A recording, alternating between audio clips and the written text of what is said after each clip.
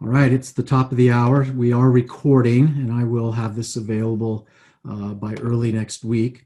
This is Mark Franks with Acumatica. I'm responsible for the developer community. I'm here with Dmitrii Naumov and Ruchika Sharma, who will be giving the majority of the presentation. I will chime in at the end after Dmitrii and go over some resources that we have for developers and the new Acumatica community section that we have. So I just want to be able to, there's just about three, 4 slides to go over at the end. So again, we're recording. Welcome to What's New for Developers in Acumatica 2022 R1. If you notice, when you have questions, there's a Q&A at the bottom. So if you scroll down, or hopefully it just shows up by default, you'll see the QA next to the participants. So please don't ask questions in chat. We'll be monitoring the Q&A section and we'll answer them as we can. We'll have time at the end of the presentation to continue to answer any questions that were not addressed during the presentation. So with that, Ruchika, why don't you move over to the next slide so I can go over the agenda. So today's agenda, which most of you should know because I posted this essentially on the registration page, but we'll be going over some enhancements with the low code, no code. We'll also go over some code refactoring that we have in the warehouse management system and LSSelect, and then cover some miscellaneous items as well at the end. So Ruchika, why don't you take it away? Thanks, Mark. Hello, everyone.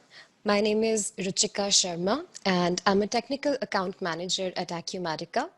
Today, we are very excited to talk about some new features in 2022 R1, and I will focus on the features related to low code, no code. So let's get started and talk about the first feature, which is related to workflows. So before we discuss this enhancement, let's have a look at the typical workflow in financial document. So this workflow can differ from one document to another, but this is what we have for most of our financial documents. Initially, the document is in on hold status. It then moves to pending print, followed by pending email, pending approval, and finally the balance status. Now, with the current implementation, if we want to add new states to the existing workflow, it is a little complex operation because we have to make changes to transitions and all conditions. But starting 2022 R1, we have introduced composite states in workflows. A composite state or a parent state is a state that contains ordered sequence of nested states and transitions to or from these states. So the states which we had in the old workflow are now the nested states, and all these nested states are now packed in the composite state. So let's have a look at how we can use the composite states. For each of the states inside the composite state, you can do various things now. So for example, the first one is skip conditions. We now have the ability to skip the states by specifying skip conditions to each of these nested states. So you'll be able to specify skip conditions on each of these nested states, which will help the system to decide whether it wants to go to pending email or pending approval after on hold or so on. The second thing which we can do is to specify the transitions to the next state inside the composite state. And we can also specify transition to the state that immediately follows the composite state. So this is in the case where the composite state is itself a nested state, and we want to tell the system the transition which will happen after the composite state. We can also override the settings inherited from the composite state now. Not just that, we also have introduced 2 new options, which is at next and at parent next. So while specifying the target state of the transition, you can select next in order to specify the next state in the composite state. So let's say if I want to specify the next state for on hold, I can use next. And if I want to specify the next state for the parent state itself, I can use parent next. Another point worth mentioning here is that as of now, the diagram view is not supported for workflows which are using nested states. So you will not be able to see them on the screens for this release. Let's now see this in action with the help of a demo. So let's open a customization project and try to customize the existing workflow. So for this demo, I will be using the existing workflow for invoices screen since we have nested states in this workflow. And I have created a default workflow for this demo. So let me try to add new states and transitions to this workflow. You can now see that we have the composite state, which is this one. And inside the composite state, we have nested states and transitions. So let's see the nested states. So we have on hold, pending processing, credit hold, and so on. You can navigate to each of these states to find more information about them. So let's say, let's check on hold. For this, the skip condition can be specified here. And when the skip condition is not on hold, is true, then the next state, the control will move to the next state, which is pending processing. Similarly, these skip conditions and the next states have been specified for each of these nested states. You can add fields for them and you can add new states. So let's try to add a new state. You can do so by clicking on the add state button here. And let's say the identifier is test and description is test. Now for the parent state, I will choose my composite state as the parent state since I want to put it inside the composite state. You can also put it inside any nested state. So it will act as a nested state to an existing nested state. So let me choose the composite state here and click on OK. So we now have the new nested state and we can change the position of this state so with the help of these arrows. So I can bring this, let's say if I want to put it after credit hold, let's save.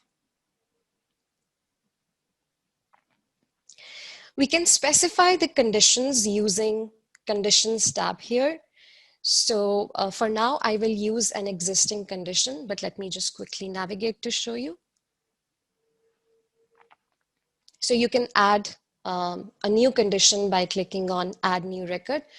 Let's use an existing condition for this demo purpose.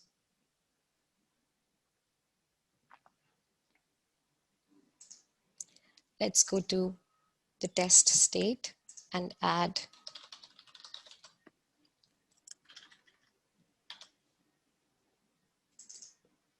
okay. Now automatically the system has put the next state discount approval as my next state. So let's save.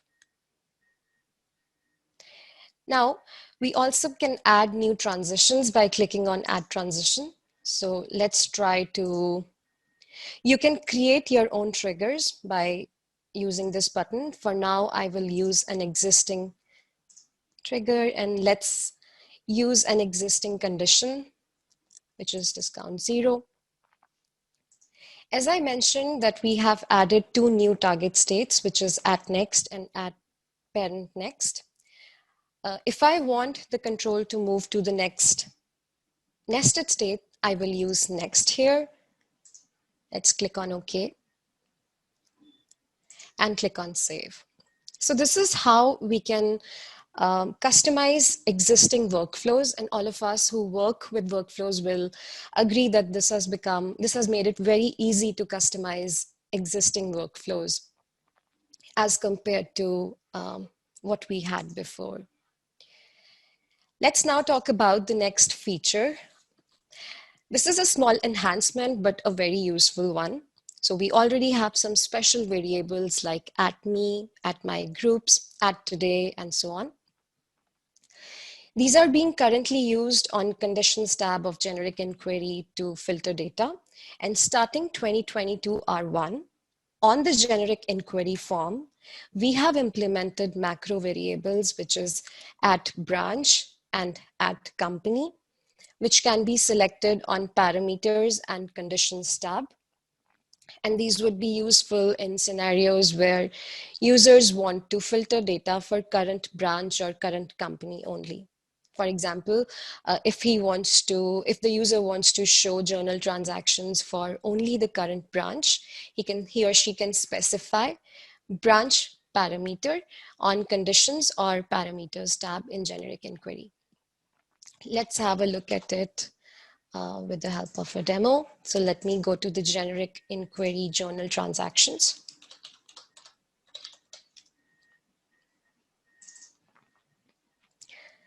So with the current implementation, if we did not have @branch and @conditions, this is how we would filter records based on branch ID. So we would add the branch ID in parameters and conditions.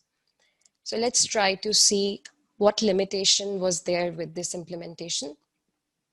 So this approach would help us filter the records based on branch. But the limitation was that if I select any other branch, it would still show me the records for prod whole, which is the branch which I selected before.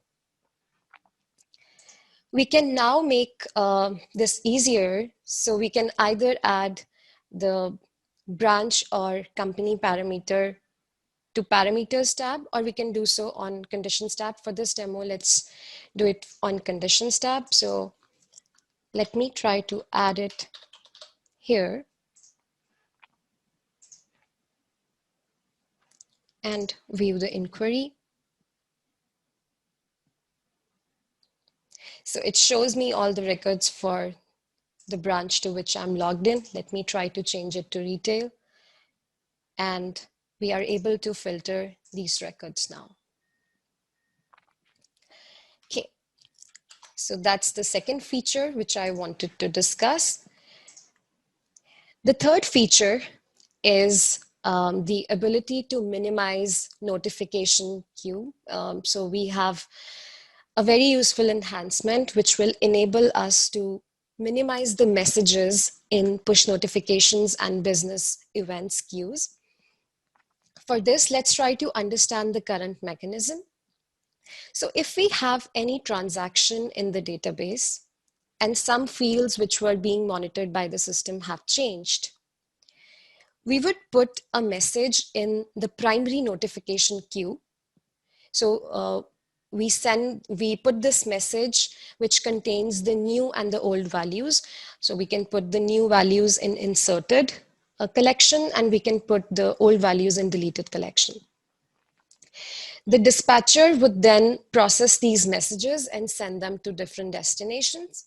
So these destinations can be business events queue if the field is being monitored by business events, or it can be any external queue or webhooks or any other external destination.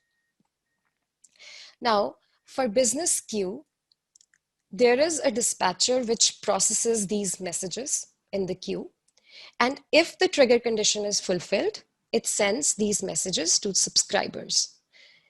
These could be notifications, that is your email or mobile notifications, or tasks or import scenarios. Now, what was the problem with this current implementation?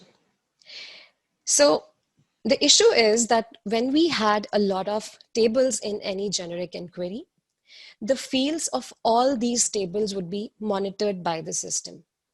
This often resulted in a very long queue, and sometimes the messages were being lost. And sometimes the users had to clear this queue in order for the dispatcher to process these messages. So starting 2022 R1, we have implemented the possibility to select only those fields which we want to track. And these fields are called tracking fields.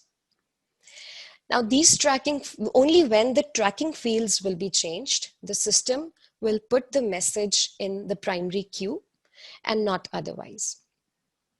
Now let's have a look at what changes we have made to business events. We have now added a new tab, which is Fields to Track on Business Events screen. And you will observe a new checkbox, which is Track All Fields on this screen. When we upgrade to 2022 R1, by default, this checkbox will be checked, which means that the system will still be tracking all the existing fields, which is how the system has been behaving till now. And you can uncheck this field, this checkbox, to add the new fields which you want to track. We have implemented similar kind of changes to push notification screen as well. So we will now have the ability to specify only those fields which you want to track. You can put any of the fields which are in the results grid of your generic inquiry in fields. By default, how it is working in business events, it will work in push notifications as well. So by default, this checkbox, track all fields, will be checked, which means that the system will behave how it has been behaving till now. So this will immensely help in improving the performance of the system. So that's all what I wanted to discuss. I will now hand over to Dmitrii for discussing some other features. Over to you, Dmitrii. Thank you, Ruchika, and hello, everyone. So today I'm going to talk about some code refactorings that we've made in Acumatica 2022 R1. And those things are important because those can affect your customizations. And probably if you have customizations to the areas that we have touched, you will need to make changes to your customizations to update them to the new version. So let's go over the changes and see what we have changed in that release. First of all, it's a WMS Engine. So as you probably know, in Acumatica, we have our WMS engine that allows us to use some screens to scan barcodes and perform some WMS operations like picking items and shipping items and etc. So what we've done in the new version, we have replaced the engine inside the WMS with the new one. However, the functionality of those screens, and I will go over the list of screens on the next slide. So the functionality of those screens is not affected. All the screens are now behaving the same way as they were behaving previously. However, the code that runs that functionality behind the scenes has been completely replaced. So if you have any customizations for the WMS screens, or if you have some custom WMS screens that you may have implemented in Acumatica, you will need to make changes to your customizations. So first of all, let's take a look at the list of screens that are affected. And as I said, the functionality stays absolutely the same. It's just the backend that has been changed. So here is the list of screens. Those are pickback and ship, receive and put away, multiple scan and issue, transfer count, etc. And also some screens from manufacturing suite. So all those screens, if you have any customizations to those, all those screens are going to be changed. In fact, they have already been changed. And now let's take a look at the demo. here I'm going to show my slide, show my screen. And so that is a Pickback ship screen, right? So usually what you do on the screen, you just scan some items. So for instance, here we can scan shipment number, and then it asks us to scan some other things. So normally what that screen does, screen asks us to scan shipment number, scan location where we are going to pick up our items, then scan the item ID, etc. In my case, here I have changed the behavior with a simple customization. And what we are going to do right now is we are going to take a look at the customization, and we are going to see the new way of customizing those WMS related screens. So here is my customization package editor, and I have one code file which is customizing the Pickback ship behavior. So for that customization, I have a very simple requirement. I need to switch places of switch order of scanning, right? So the default order is that you scan shipment number, then you scan location, then you scan inventory ID. What I want to do, I want to skip the location scanning, and I want to scan barcode of the item next, right after I scanned the shipment. In order to do so, what I need is I need a special class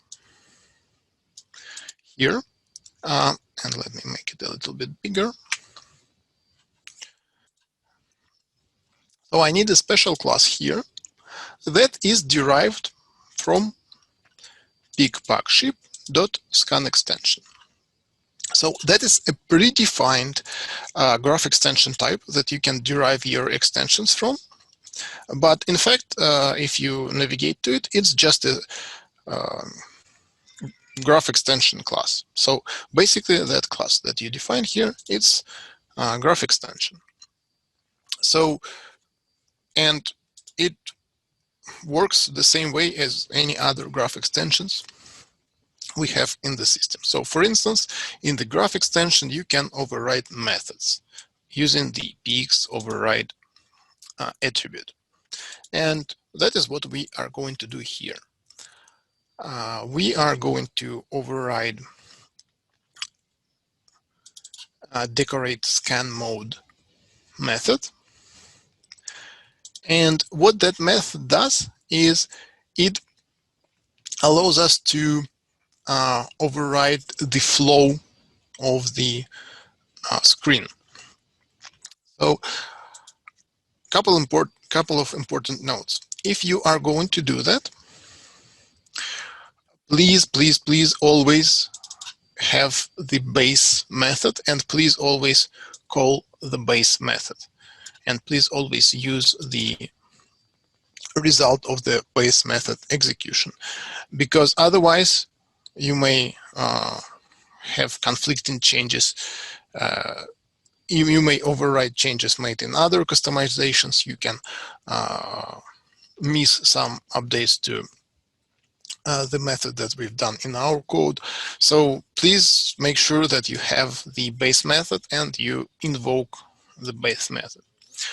Okay, so once we've done that, once we've invoked the base method, we have a variable of type scan mode pickback ship.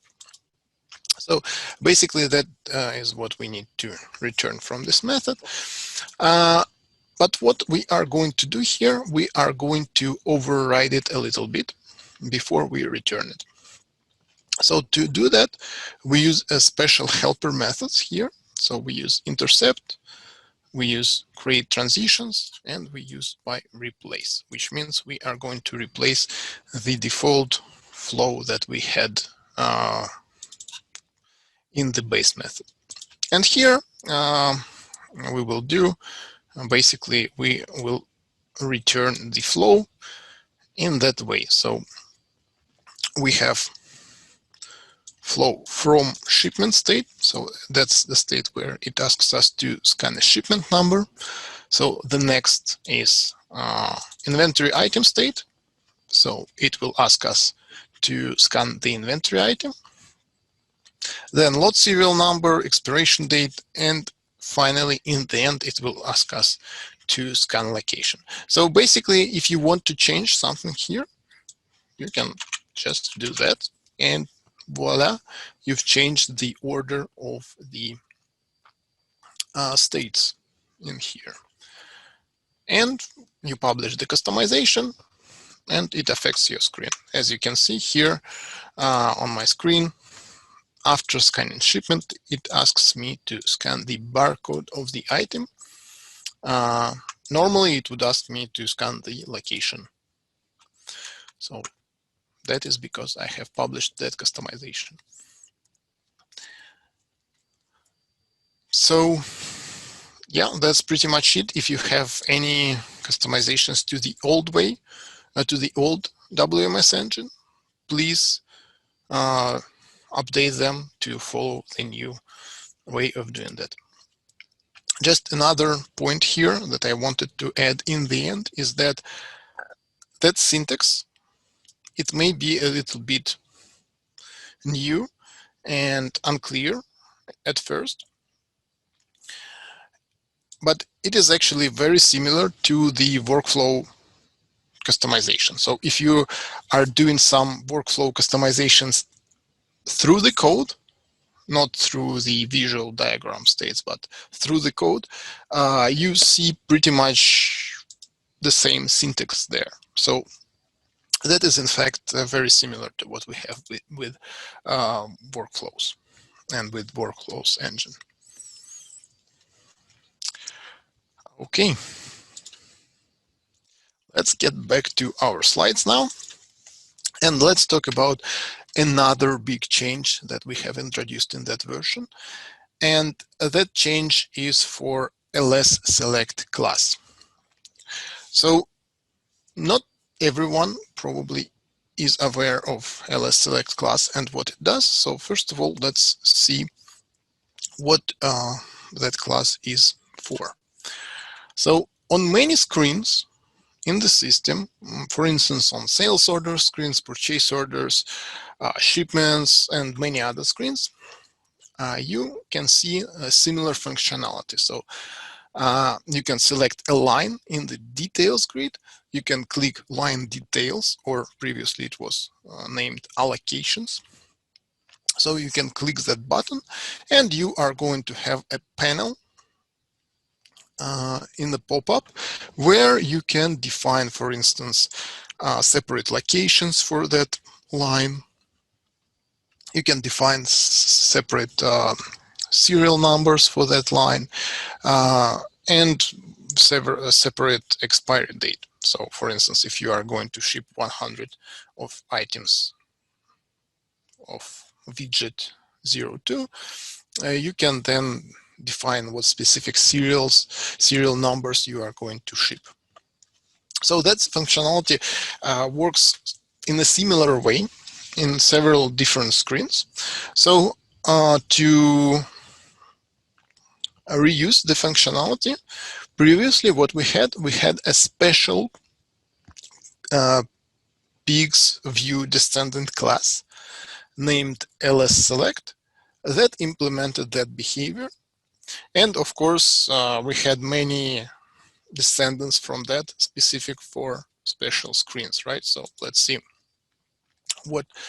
let's take a look at the declaration of LSSelect that was there before 2022 R1. Here, I'm using the shipment entry as an example. And in the shipment, SO shipment entry, what you had is something like public LSSO ship line LSSelect. So that was defined among other views in the graph. In the new version, in 2022 R1, that line is no longer there, and we have replaced it. So in fact, if your customizations use that view in SO shipment entry, I think in sales order entry is also called LSSelect, and other screens, you will have a compilation error when you try to publish your customization. So many customizations may be affected by that because this was in many screens that are frequently customized, like shipments, sales orders, purchase orders, etc. So now we have replaced that LSSelect with a new approach, and the new approach is actually graph extension. So now all the common code that we had in LSSelect base class, that code has been moved to line splitting extension. So that is abstract class, which is derived from graph extension. And then there are a bunch of different implementations of that. So the common logic, the generic logic is in that class, line splitting extension. The logic specific for specific screens, like for instance, the logic specific for shipments is going to be located in SO shipment line splitting extension. If you are looking for the logic specific to the sales order screen, it is going to be SO order line splitting extension. So here, what is important is that it is a graph extension. So if it's a graph extension, you can work with that as with any other graph extensions. And you can easily override that because we allow second level graph extensions, right? So if you want to implement some custom logic that overrides the behavior of order line splitting extension, you basically create something like order line splitting extension, and you derive it from px graph extension, where you have the first parameter as the extension that you want to override. The second parameter is the graph that it applies to. And then you can use all the same things that you usually use in graph extensions, like px override. You can override methods, you can override properties, add new ones, etc. So that really makes it easier to override LSSelect logic. And if you want to implement LSSelect logic in your specific screen that is not a part of this standard product, what you can also do, you can create your own graph extension derived from line splitting extension. You define the graph that you want it to apply to, you define the primary data access class type, you define the line that it applies to, and you define the data access class that represents the line splits, so the details of the third level. And basically, if you need some custom logic here, you can write it. But if you don't need some custom logic, well, that's pretty much what you need to do to implement that logic in your screen. So that change is there to help developers to customize the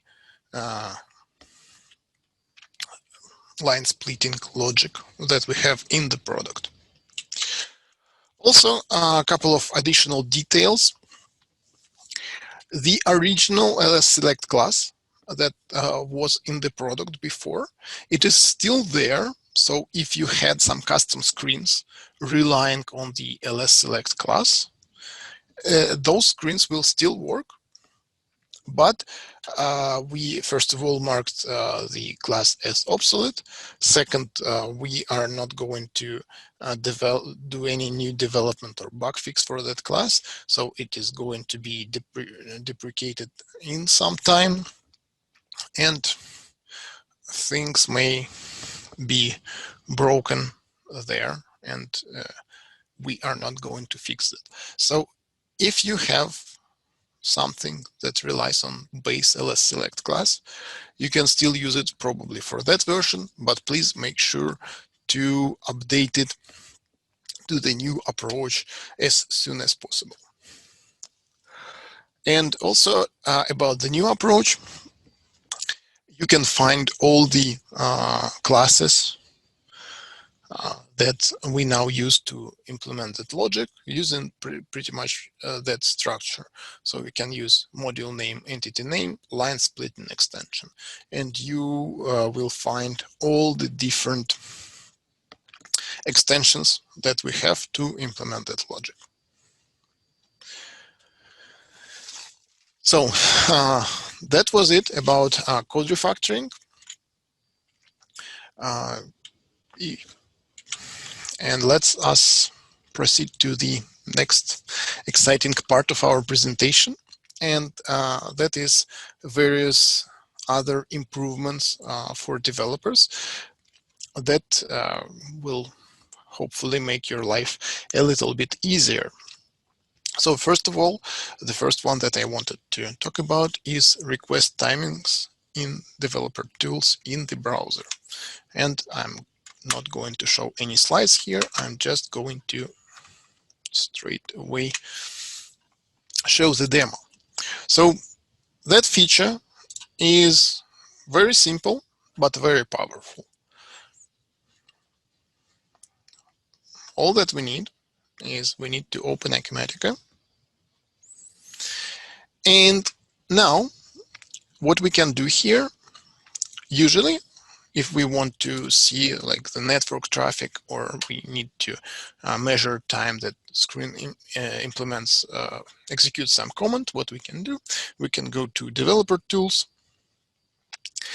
We can open developer tools in different browsers. It may look a little bit different, but the idea is still the same.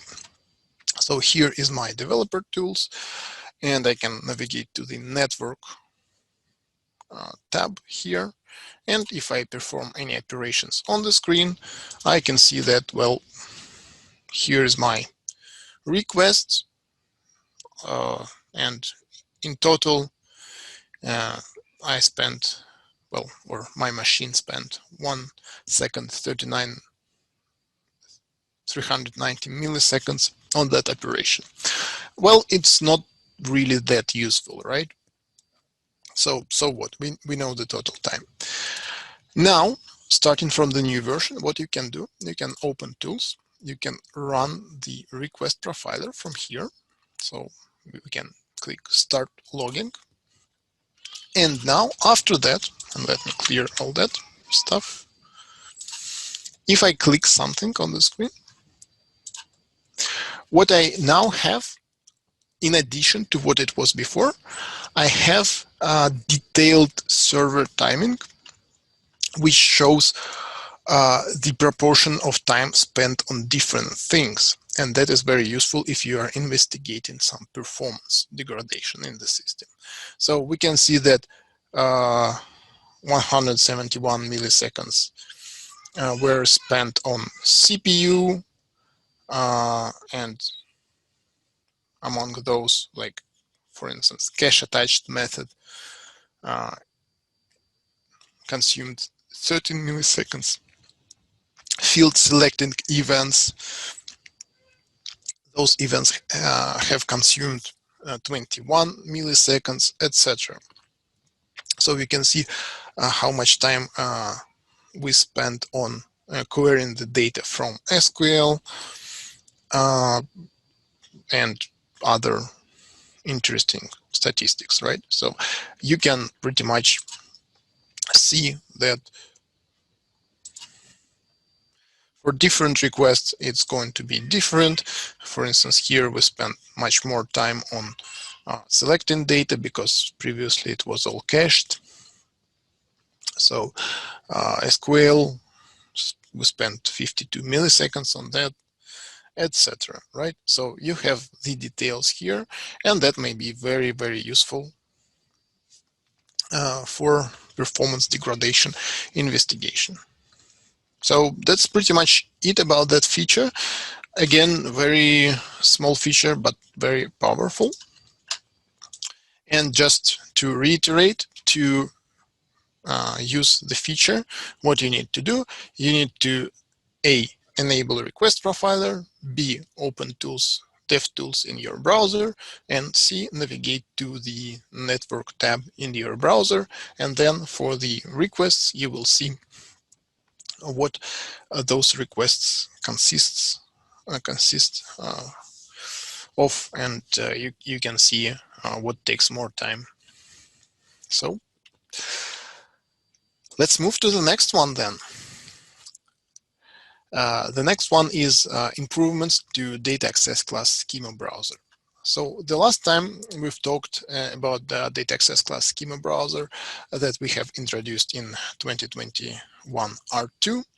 And we said that we are not going to stop there, and we are going to improve that tool to make it even more useful, even more powerful. So now we are presenting the results of it. First of all, we have added some tooltips. So if you see some labels in the data access class schema browser, you can point with your cursor and you will see some tooltips and with description what that thing is about. Then we have implemented source code preview right in the data access class schema browser, so you can review how the data access class is defined in the code without leaving the data access class schema browser, which is very useful. You can preview what query will be generated to SQL by the system when it tries to read the data access class. And there are some other small UI improvements. So let's take a look. And I'm going to close that. So previously, we've also seen how we can access the data access class schema browser. Let's do it once again. So I can use, let's say, customization inspect element tool, and I can point on any field in the screen, on the screen. And here you can see the data class is a link. So if I click it, I am being redirected to the data access class schema browser. And here you can see all the fields of the data access class. You can see there are some additional labels on the fields that help you understand the business logic behind those fields. And well, you see display name, you see the database time, you see if it references some other data access classes. And you can also navigate to those data access classes by clicking on them. So very useful. Now let's see the new features. First of all, as I said, source code. So if you click here, the source code, you can see what it looks like in the code, right? So you can see it is very nice and clean. It has syntax highlighting. So it keeps formatting that we have, well, not ideally, but still, that we have in the code. So you can pretty much just read the source code of that data access class. You can see what attributes we have on those fields. So this is all very useful, and you can easily investigate what anything about the data access class. Now, data access class query, and for that one, to demonstrate that, I'm going to navigate to AR invoice data access class. And as some of you know, AR invoice data access class is derived from AR register data access class. And that adds some complexity to the data access class. So if normally what you would see in the DAC query window is just select list of fields from table name, here if it's derived from other DAC, you will see something different, and let's take a look. So here, of course, it's select, and from all the different fields, right? You can also see that some fields, for instance, print invoice or email invoice, those are probably the ones that have some complex attributes like pxdb scalar or pxdb calced. So they will be displayed like that, because it's not just select a field, there is some logic implemented that calculates the field value on the fly. But what I wanted to show here is that here in the from, you can actually see that when we select AR invoice, we join it to AR register, which is the base data access class for AR invoice, right? So you can see, so when we select AR invoice, we always join AR register data access class. And in fact, half of the fields, or maybe not half, but part of the fields that we select are going directly from the AR register table in the database. The same you can see, for instance, in the customer. If we open the customer data access class, we are going to see the same picture here. It is derived from B account. And if you see the query, you can see that it is actually customer table inner join B account table. And you can also see the condition, of course. So it is all very useful to understand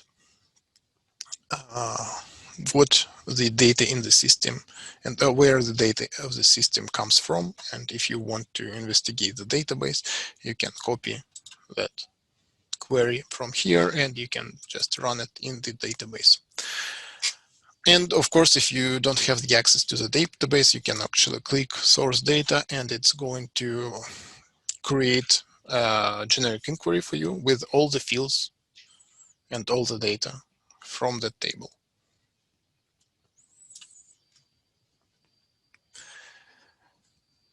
Great.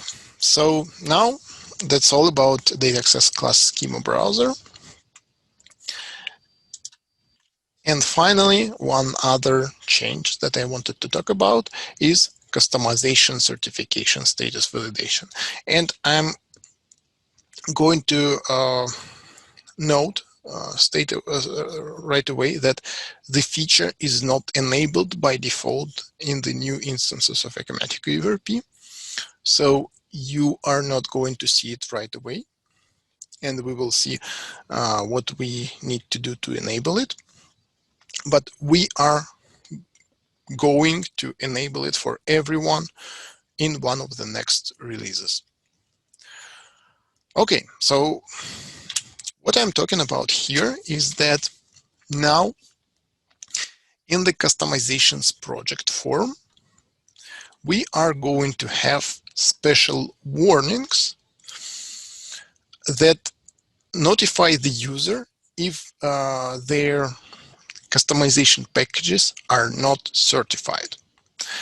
It's just a warning. It doesn't prevent a user from doing anything, but still the warning will show and will notify the user about the certification status of their customization packages. And I'm going to show it in this system. Here I have my customization projects screen, and you can see that first of all, we have those warnings here. Second, we have a separate column, certification status here. And you can see that we highlight the items that are not verified, or the items that are certified, we do not highlight with any warnings. Also, when you publish the customization packages, the warning will also be included in the log of the publishing, and the user, when the user publishes the customization packages, will be able to see whether the packages that they are publishing are certified or not. So another thing is that we now have that button here, validate certification status. So that button restarts the validation process and reads the data from our internal system and retrieves the status of all the customization packages that it can verify. Also, solution initials is now a separate column on that screen. So you can also see that some customization packages, they have the solution initials here. So let's get back to our slides here. Let's see. And as I said, currently it is not enabled by default. Let's see what we need to do to enable the feature and to review and to test it. First of all, you need to edit the web.config file in your system, and you need to add the following key to that web config. So add key, customization, certification, endpoint type, and value web API. I'm not going to describe why it is like that, but just believe me, if you do that, it is going to make request to our system and is going to retrieve certification statuses from there. So another thing that you need to do is you need to apply the license, because it actually is not enabled in unlicensed instances. So you again are not going to see anything unless you have the license applied to the instance. And finally, you open the customization project screen, and it is going to show you the results of the validation. And what are those results and what can it be? So here we have several statuses that the user can see there. So first status that the user can see is not verified, which means that we do not really think that the package that we are trying to verify is a ISV customization. So if it's not an ISV customization, then we probably do not certify it, and then it means that we show the not verified status. The next one is not certified, and that's for the case when we know that the package is actually an ISV solution, and we know that we have not certified that ISV solution. The next is not certified for a current version. And what it does is, if we know that we have certified the customization package previously, but we have not certified that customization package for the version where you validating it, then it will show the certification warning that maybe you need to request a new package that corresponds to your version. Maybe you need to upgrade your version of Acumatica or upgrade your version of customization package, either of the two. And finally, we have certified status, which means that everything is good. We have seen the package, we have certified it, and we know that it is designed specifically for the version you are running it on. And now just a couple of words about the way we check if the package is certified. We compare the customization packages using two parameters. So first we use the package name and package initials to find the proper ISV. And second, we use hash code of the customization packages. So if you change anything in the customization package, the hash of the customization package is going to change, and thus it will be considered as separate customization package. And so for that, our suggestion is, if you have some package and you have some specific changes to specific customers, we suggest that you keep the base package untouched and you just add additional changes that you do for specific customers as separate customization packages. Again, the feature is not yet live, but someday it is going to be. Okay, so that was it from my side. Mark, why don't you take it away? And all right, thank you, Dmitrii. There's a bunch of questions that we'll answer at the end of this presentation. I just have a few slides. I just want to make you aware of some developer resources and our new community section up on Acumatica community. So next slide, please. So generally, if you want to find information related to your needs in terms of being a developer, you can simply go to acumatica.com/developers, which will go to this page. So this is where we announce the webinars. You can see, you can register from this. You'll also see resources, community, and the platform. You can get access directly, filtering just the developer blogs and so forth. So this is kind of the go-to, if you want to, get resources from us. But we also have the community site as well, where many resources live. Next slide, please.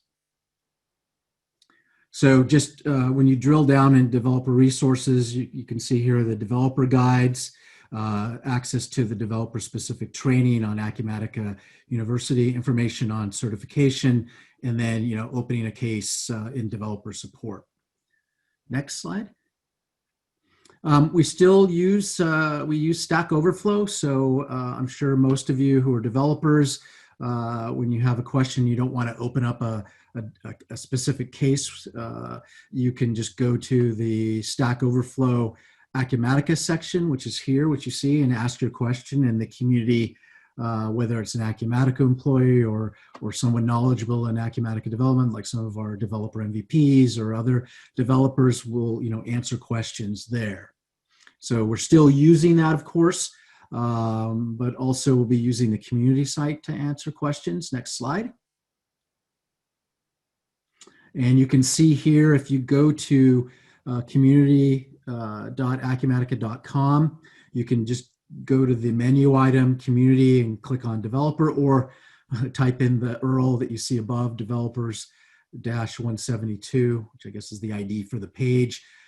You can see what we have in our developer section here, news and announcements. So if you clicked on the developer news and announcements, you would see that I announced a week and a half ago this particular webinar session.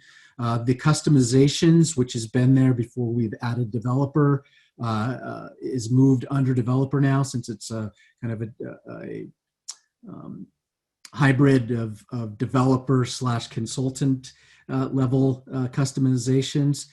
We have a new section on the XRP framework. So if you have questions around the framework, you can ask them here. We have the web services API section here, mobile development, and then any other topic that doesn't fit in these buckets, you can just simply ask in the miscellaneous developer topics section. So we launched this kind of a soft launch just a couple weeks ago. I'm now announcing it here in this presentation, and also will announce it more broadly as well going forward. Next slide. And then if you're wondering, hey, where can I get this Acumatica 2022 R1? Where is it? Well, you can go to the community site and click on product, and you can click on any of the versions here. And if you have access, if you're a partner or a customer, you'll be redirected through SSO to log into the portal, and you'll have access. If you don't have access to that, then you'll need to talk to your account manager and make sure that they can add you specifically to give you access.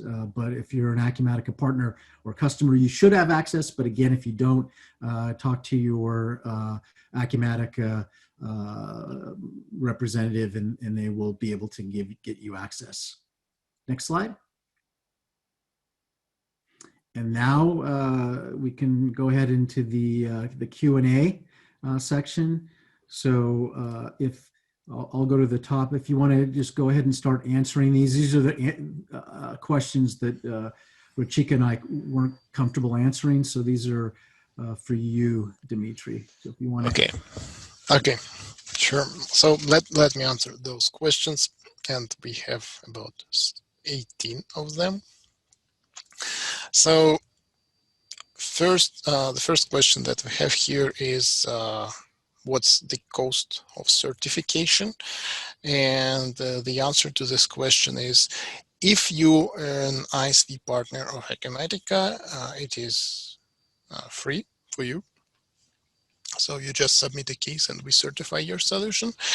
If you are not an ISV partner of Acumatica, well, we do not provide this certification for non-ISV partners. As to how we are going to handle the customizations that are not part of ISVs and that are prepared by value-added resellers or customers themselves, we are going to allow that customizations, and we are probably going to show a little bit different message for those customizations.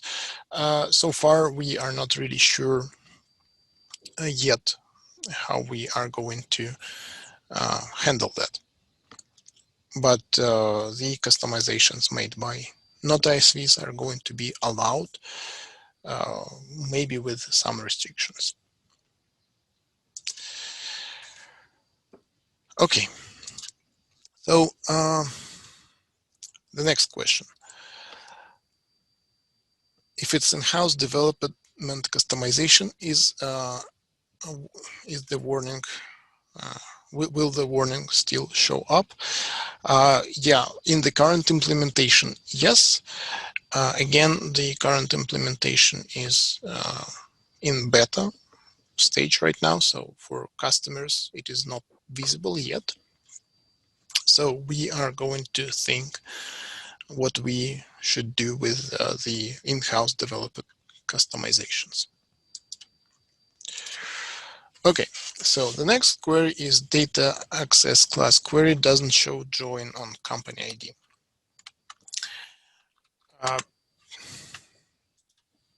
Let's see.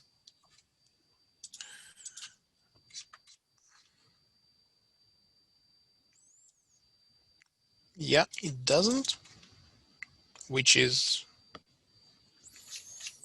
an interesting point. And I assume it doesn't because it is based on the fields, and company ID is not a field per se that you can see in the data access class. So, but that's a good note.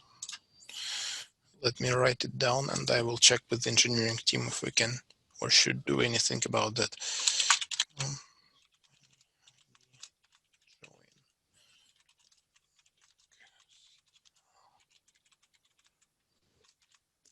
Okay, so we will check.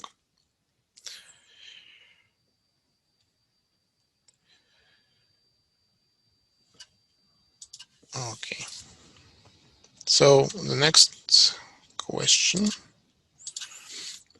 is from Brian, and Brian asks, is the source code essentially decompiled, or does it pull that from code repository? Specifically, will it pick up my custom data access class extensions in that view? So that's a good question, and honestly, I don't know the answer to that question, but it does show the extensions. It does show the custom fields. So I guess it's kind of decompiled, but yeah, that may be a good topic to explore.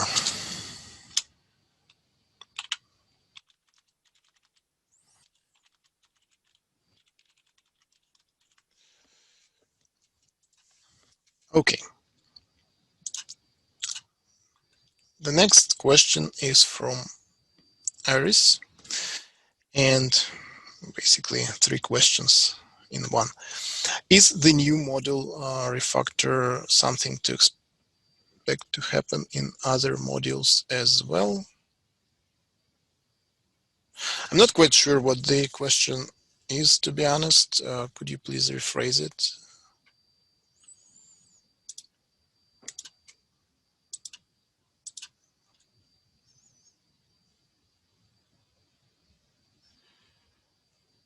So can we expect a new source code view in the code editor of the customization editor? So I think in the customization editor, there also were some improvements made to the code view. I'm not sure to what extent though. Let's try to see that. Yeah, I mean, it does have the syntax highlighting. We are also going to make some improvements to that code editor a bit later. So not sure in which version though.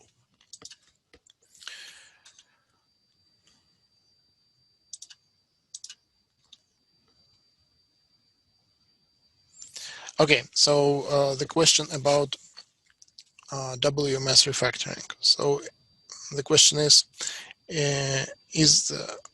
should we expect a refactoring of other modules like this in future? Yes, so it's our new paradigm, I would say.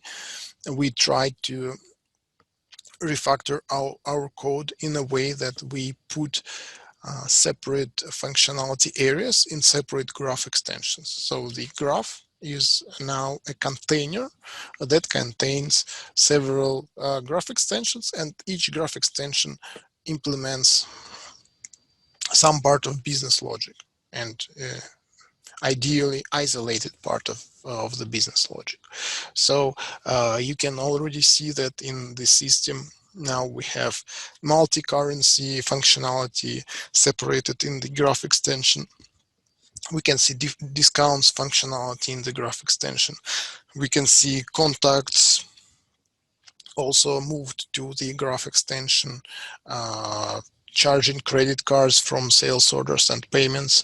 So we actually are going to work on all the modules, and where we see the potential to separate some business logic into an isolated graph extension, we are going to do that. So that is our paradigm that we are going to continue. Okay, let's move on.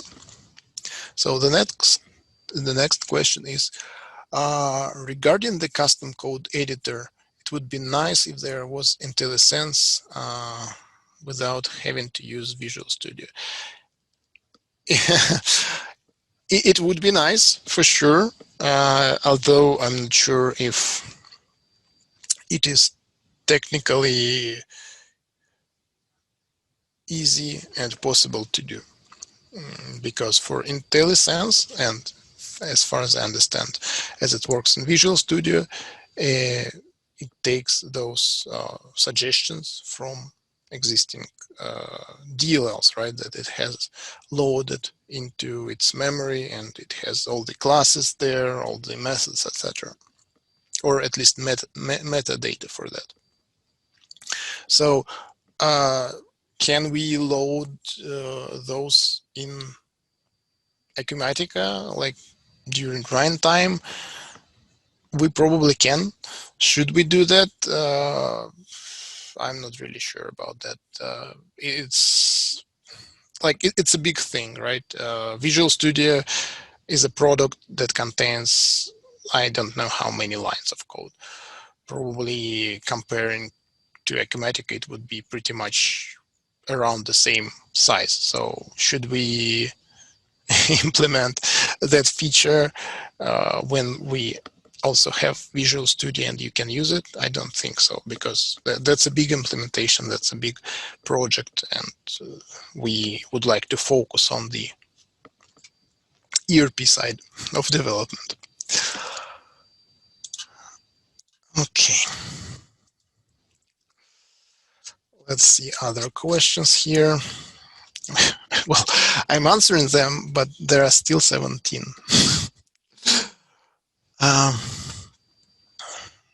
Let's go from the other side.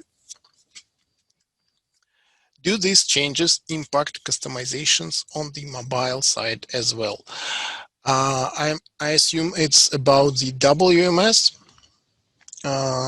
And for the WMS, yes, it does impact customizations on the mobile side as well. So now if you are only moving some fields in the mobile, or adding some actions, probably in that case you would not need to update your customization, because it doesn't rely on the underlying code too much. But if you actually use graphs, graph extensions for the WMS to implement some logics in mobile, yes, it is going to be affected. Hope that answers the question. Yes, so another question about the LSSelect functionality. And will it work in a different way in the new version compared to the previous version? The functionality of LSSelect, so for instance, allocations of lines in sales order graphs, in shipment graphs, will work exactly the same way as it, well, maybe not exactly, but pretty much the same way. So what you was able to do in the previous versions with lines allocations, you can do in the new version as well. What you couldn't do previously, you will not be able to do in the new version as well. So the functionality of LSSelect refactoring, well, LSSelect after refactoring stays pretty much the same. Okay, so the next question is it possible to show .NET comments on the data access class properties in the DAC schema browser? I'm not really sure about that. I mean, it is possible because we do read them, as you can see here. Well, let's take some interesting one.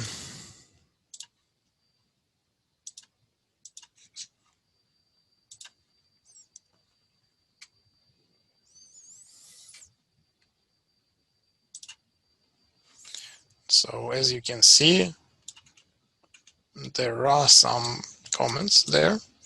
I assume those are only the ones that are XML comments like that with 3 slashes, because when you compile it, it compiles into separate XML file in the folder. So I assume only those are visible, and regular comments are not. But well, we do show them here. We can probably show them here, but I'm not sure if that is really required, because we still do show the important info here, and I'm not sure if we need to overwhelm the view with the comments, but maybe we can. You can post it on the community in the ideas section, and our BA team will check what if a lot of people want the same thing, and if yes, they will implement it.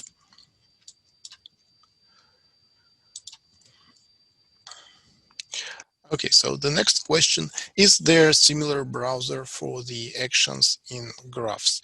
No, unfortunately not. There is no similar browser for graphs or for the actions in graphs. So I assume for graphs, you will need to go to the source code to explore what's there. Okay, next question. Data access class query preview is a very cool feature.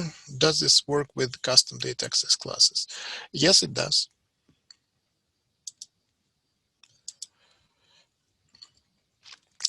Is data access class schema browser also available for custom data access class? Yes, it is available for custom data access classes as well. Is the source code for data access class read from the app data/code repository? Are the data access classes from the customizations are also included? It doesn't read from code repository, as far as I understand. Instead, it kind of recompiles it on the fly. I'm not absolutely sure about that, but I believe that's the case. So it has nothing to do with code repository.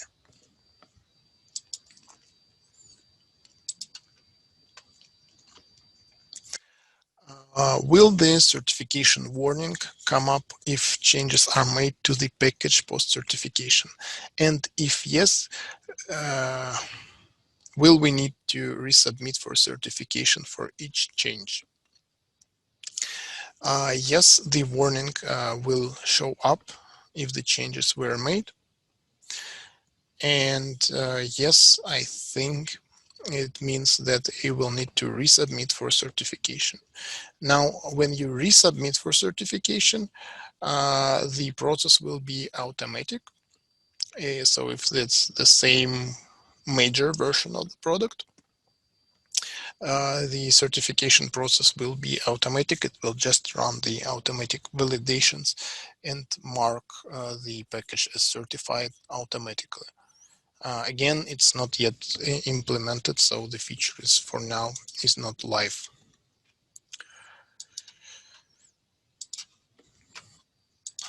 The next question.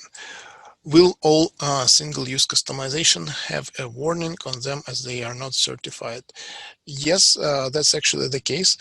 Again, we are thinking on some way to mitigate that. So probably we are going to have some restrictions. For instance, if the customization doesn't modify the SQL schema of the system, then it will probably skip the validation and it will not show the warnings or something like that. It is not yet decided, but we'll try to do it in the best way possible.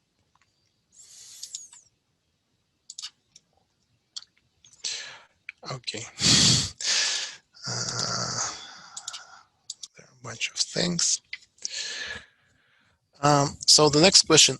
I am a value-added reseller, not ISV. Should I pay for the certification? So if you are not ISV and if you don't have these customizations that you are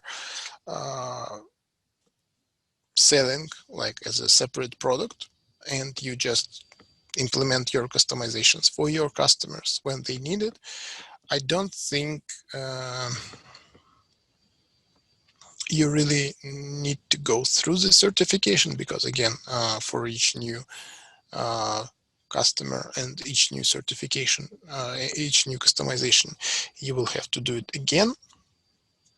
But of course, if you want to, you can sign ISV contract with us and we can certify your solution.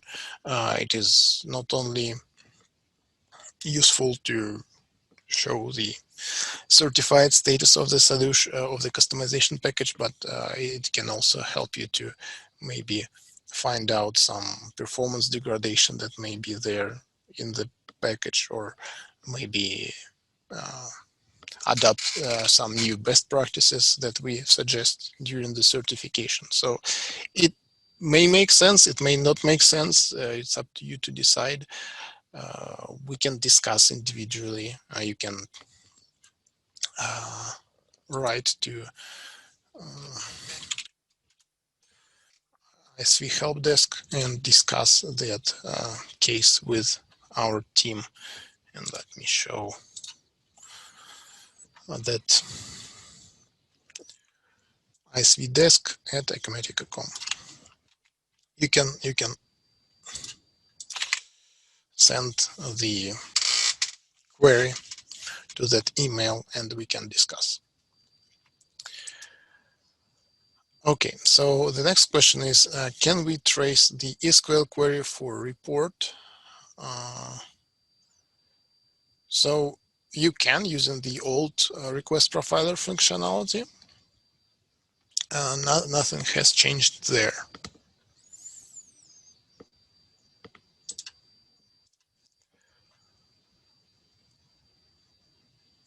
So the next question is, does 2022 R1 provide corresponding SQL from BQL in graph? I'm not quite sure what the question is. Let me try to answer if I understand it correct. Fine. If not, please rephrase the question. So as far as I understand, you are asking if we can provide the SQL query that is going to be generated from the BQL that you can see in any graph, let's say in SO order entry, right? So if we take a look at some query here, like, will you be able to see, for instance, the query generated by that one? So there are no changes to that part in 2022 R1. What you can do, you can enable the request profiler and you can open that screen and you can see all the SQLs that are generated when you open that screen or when you perform any other action. And you can review the exact SQL text. You can review this text trace where it comes from.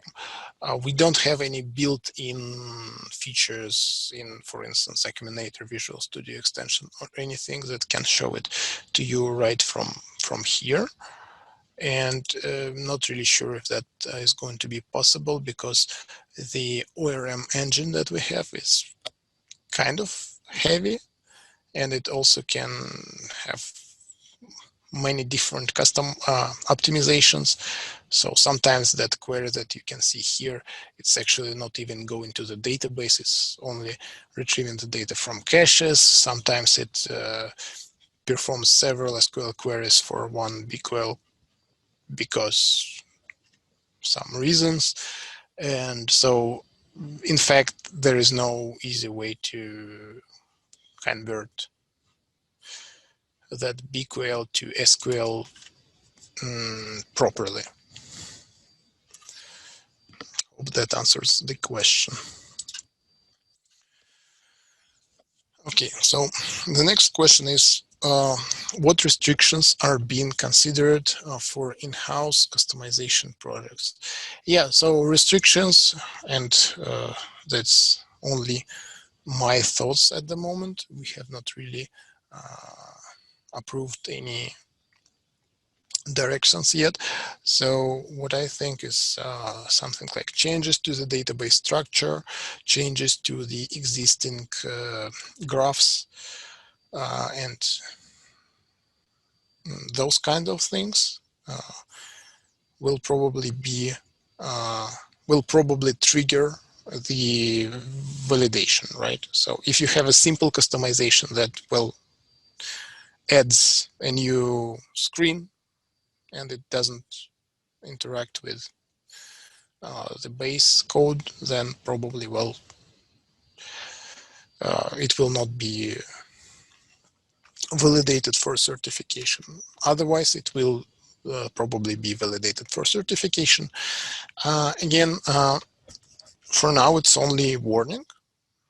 So even though the warning is there, you can still publish it, and it's just for your information, for users' information, and also for support teams' information, because sometimes when we investigate some issues, there may be, well, 30, 50 customization packages. It's really hard to understand what can cause specific issues.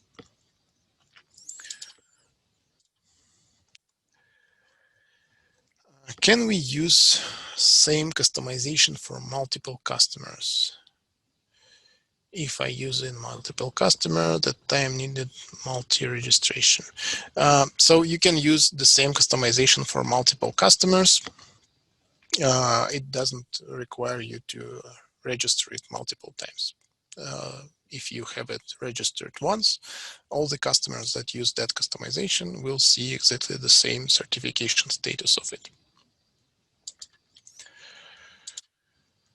Okay, so the next question, where can we get a copy of the changes discussed in this event? So that's actually a very good question, and let me show.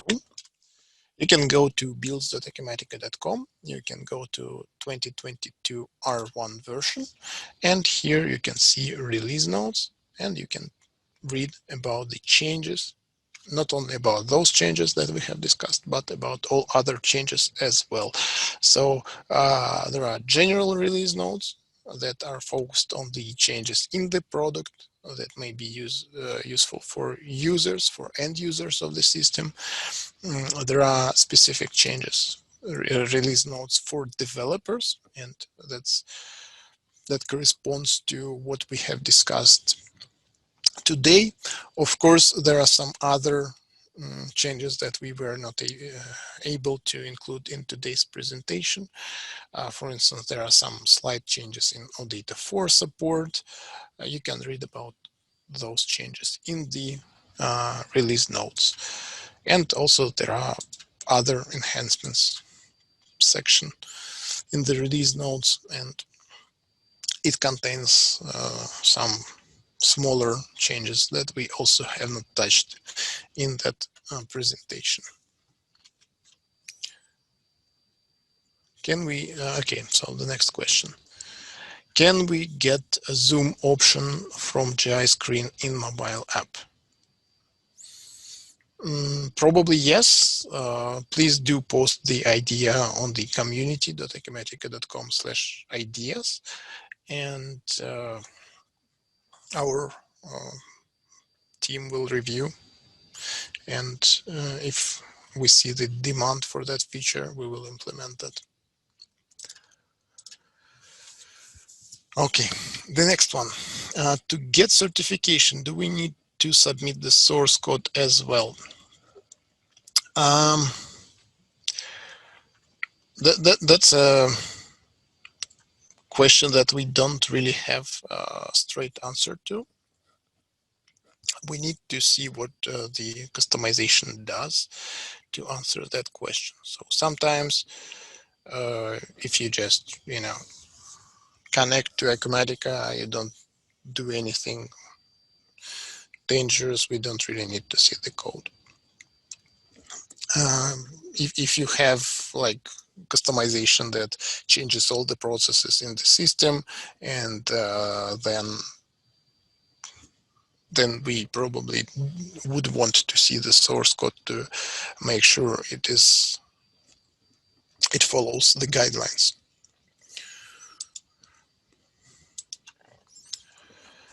The next question is, what is required to get early access to beta versions? So nothing is required. You can just go to builds.acumatica.com, and that's a public website.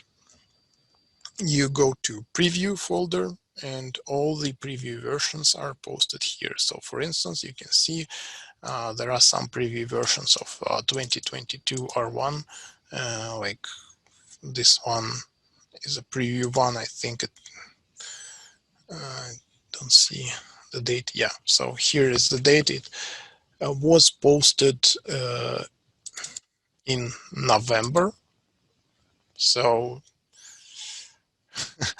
if you want to see some specific changes from that version, you have plenty of time, actually, like from November, like 4 months ago, right? So yeah, then there is usually preview 2, that is 3 months ago. Then there is beta, that is 2 months ago. Yep. And then finally there is a release version. So beta version is available for everyone on the builds.acumatica.com site in the preview folder. You can just go there and download it anytime.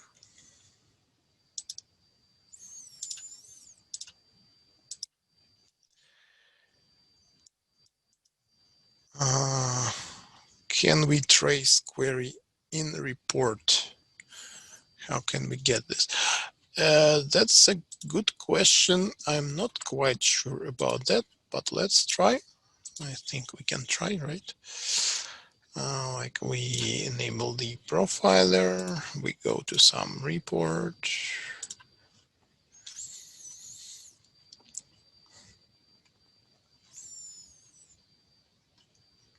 Come on, so let's make sure that the profiler is still running. It is, then we need the developer tools.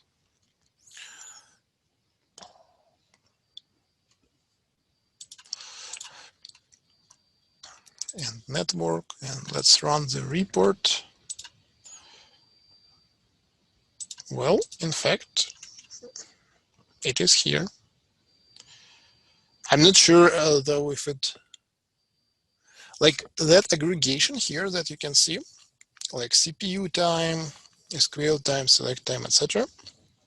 It aggregates using some predefined buckets, right? So for instance, field selecting or row selected. So for instance, you cannot see a row updated event here, right?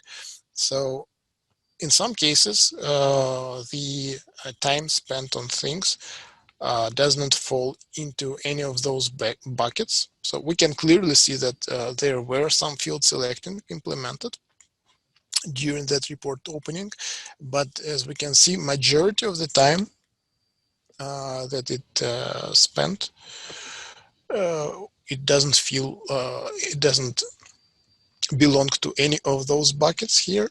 So, well, we can see it. Not really sure if that's very useful. Yeah, here we can see that some field selectings were executed, some selects were executed. Still some other time is probably somewhere else. I'm not really sure what it is spent on, but yeah, as we can see, it is enabled.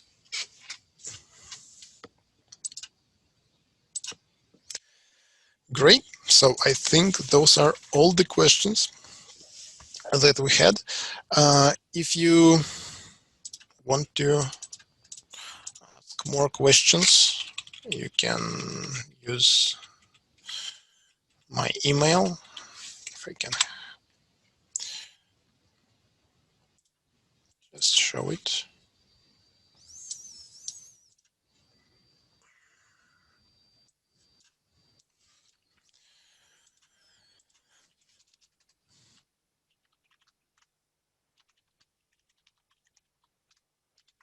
Very funny outlook. So here is the email that you can use to reach out to me and ask your questions if you have any. All right, thanks, Dmitrii and Ruchika, for a great presentation. I think we had lots of questions, which was great. So appreciate all the questions from everyone in the community. As I said in the beginning, this is being recorded. So I should have this available early next week. And I will send out a follow-up email that you'll get from Ring Central as part of the integration that we have with the webinar itself. Or you can just ask me about it when it's going to be available. If you don't see or get notice, you can just ask me directly, mfranks at acumatica.com, and I'll be happy to answer any questions that you have about the presentation and availability of the recording. So again, thank you all for joining. That's it for today, and we hope to see you soon. We will have a virtual developer